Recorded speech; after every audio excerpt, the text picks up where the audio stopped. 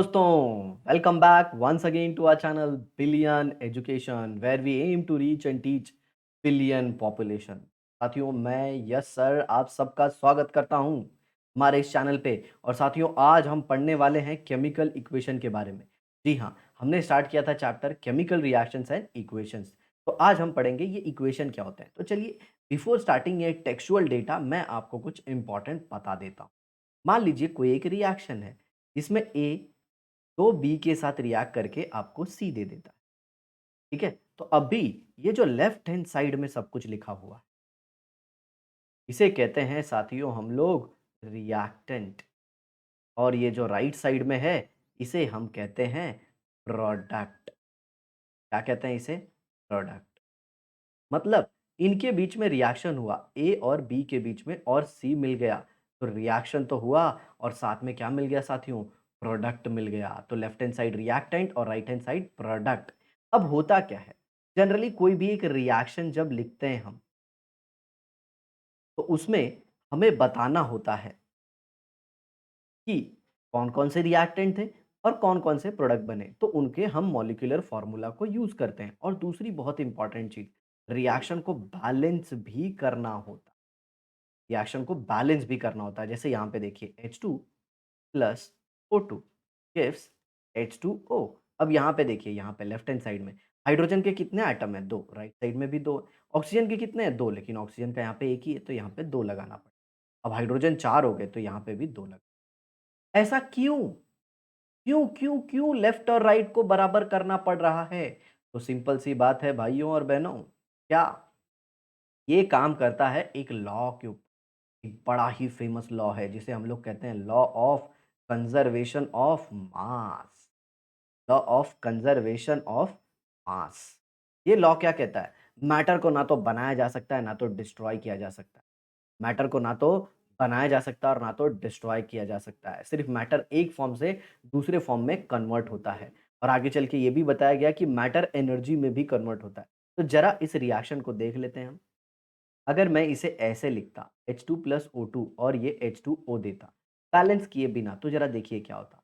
Hydrogen का atomic weight 1 होता, तो दो हाइड्रोजन का कितना हो जाएगा? 2। मान लीजिए मैं ग्राम ले लेता हूँ, ये कितना हो गया? एक ऑक्सीजन का एटॉमिक वेट होता है 16, तो 16 टू जा 32 ग्राम। जी हाँ, तो यहाँ पे H2O क्या होगा? ऑक्सीजन का 16 और हाइड्रोजन का 1, 1, 2, 18 ग्राम। तो रिएक्टेंट का टोटल देखिए।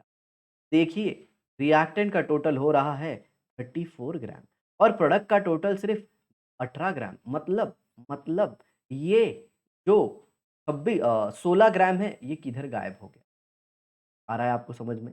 ये जो 16 ग्राम है, ये गायब किधर हो गया? तो इसीलिए ये गड़बड़ी नहीं होनी चाहिए और इसीलिए हमने नया नियम लाया कि भैया हम तो रिएक्शन को बैलेंस करेंगे। तो हाइड्रोजन का कितना हो गया?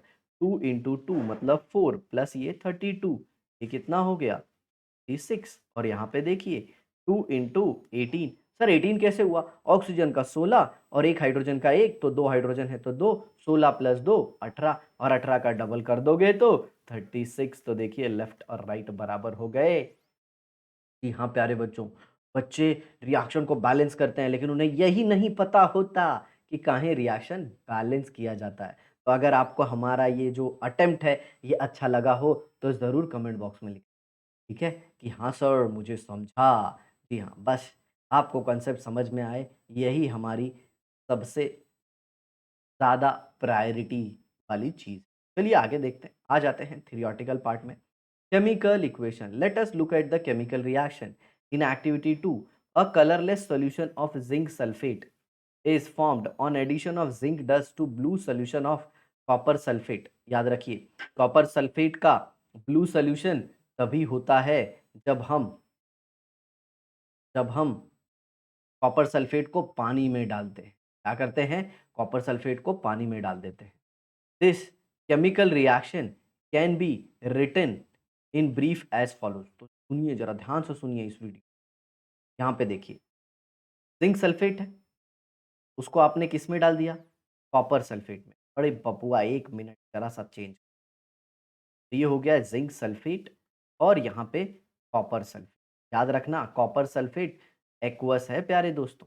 एक्वस है तभी उसका कलर ब्लू आता है। अगर कॉपर सल्फेट ड्राई है तो उसका कलर नहीं दिखेगा, बट अगर आप कॉपर सल्फेट को हल्लू-हल्लू पानी में डाल दोगे तो उसका कलर हल्लू-हल्लू ब्लू हो जाएगा प्यारे दोस्तों। और फिर आपको ये क्या दे देगा? ये दे देगा आपको zinc sulphate. Aqueous solution of copper sulphate. ओए! ज़िंक सल्फेट क्यों डाल रहे हो सर? ओके, ज़िंक डाल दिया कॉपर सल्फेट में, तो आपको मिल जाएगा zinc sulphate plus Cu, brown colour का Cu मिल जाएगा।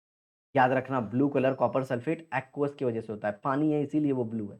पानी नहीं लोगे तो कॉपर सल्फेट कलरलेस हो जाएगा। और ज़िंक तो पता ही है आपको, जी हाँ, घासलेटी कलर का होता है ये। सर घासलेटी मतलब जो घास पे लेट जाए ऐसा नहीं, समझ में आया? ऐसा, सिल्वरी व्हाइट मेटल होता है। तो ये देखिए, ये एक रिएक्शन है जिसे हम डिस्प्लेसमेंट रिएक्शन करते हैं। क्या हुआ? ज़िंक ने कॉपर को डिस्प्लेस कर दिया और ज़िंक सल्फेट बना दिया, कॉपर बाहर हो गया। ये देखिए, aqueous solution of copper sulphate, zinc dust, aqueous solution of zinc sulphate, copper बाहर आ गया। This is simple way of representing a chemical reaction is called as word equation. ये वर्ड के फॉर्म में आपने लिखा, मतलब जो कंपाउंड है उसका नाम लिख दिया। अब आगे देखिए, सिंबॉलिक फॉर्म में हम लिखें, ये कॉपर सल्फेट का फॉर्मूला, ये जिंक का फॉर्मूला और ये जिंक सल्फेट का formula.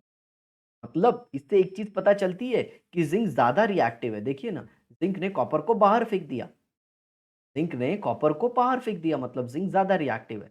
The representation of a chemical reaction in a condense form using chemical formulae is called as chemical reaction. मतलब जब फॉर्मूले को यूज करके आप कुछ ऐसे दिखाते हो तो इसी को हम कहते हैं केमिकल रिएक्शन, जिसके लेफ्ट हैंड साइड में रिएक्टेंट होंगे और राइट हैंड साइड में प्रोडक्ट होंगे। In the above equation copper sulphate and zinc are the reactant. ये रिएक्टेंट है, ये क्या है? रिएक्टेंट। और ये जो राइट साइड में देख रहे हो प्यारे बच्चों, ये क्या है? ये प्रोडक्ट है। जी हाँ, ये प्रोडक्ट है। समझे? They react with each other to form copper particle and a solution of colourless zinc sulphate. Zinc sulphate colourless होता है। Sir copper sulphate blue colour का होता है। जी हाँ, आप ये पढ़ोगे 12th साइंस में, केमिस्ट्री में कोऑर्डिनेशन कंपाउंड करके चैप्टर आएगा, उधर सीखो। आगे देखिए, as the product having totally different properties, the ionic bond in the reactant copper sulphate breaks and the ionic bond in product zinc sulphate is formed during the reaction. मतलब देखिए, ये Cu+2 होता है और ये SO4-2 होता है। इनके बीच में ये आयनिक बॉन्ड है और जैसे ही आप इसके अंदर ज़िंक डालते हो, ज़िंक, तो ज़िंक 2 इलेक्ट्रॉन देके Zn+2 बना लेता है और सल्फेट के साथ कंबाइन हो जाता है और कॉपर वो 2 इलेक्ट्रॉन ले लेता है और कॉपर Cu, मतलब ज़िंक ने दो 2 इलेक्ट्रॉन दिए Zn2+ बनने के लिए, वो कॉपर ने ले लिए, तो कॉपर +2 से 2 इलेक्ट्रॉन लेने के बाद कॉपर बन गया। कैसे? कॉपर के ऊपर 2 पॉजिटिव चार्ज था, 2 इलेक्ट्रॉन ले लिया, तो क्या हो गया? कॉपर न्यूट्रल हो गया और ज़िंक न्यूट्रल था, उसने 2 इलेक्ट्रॉन दिया, तो 2 इलेक्ट्रॉन देने के बाद वो Zn+2 बन गया और यहाँ पे आपको नया प्रोडक्ट।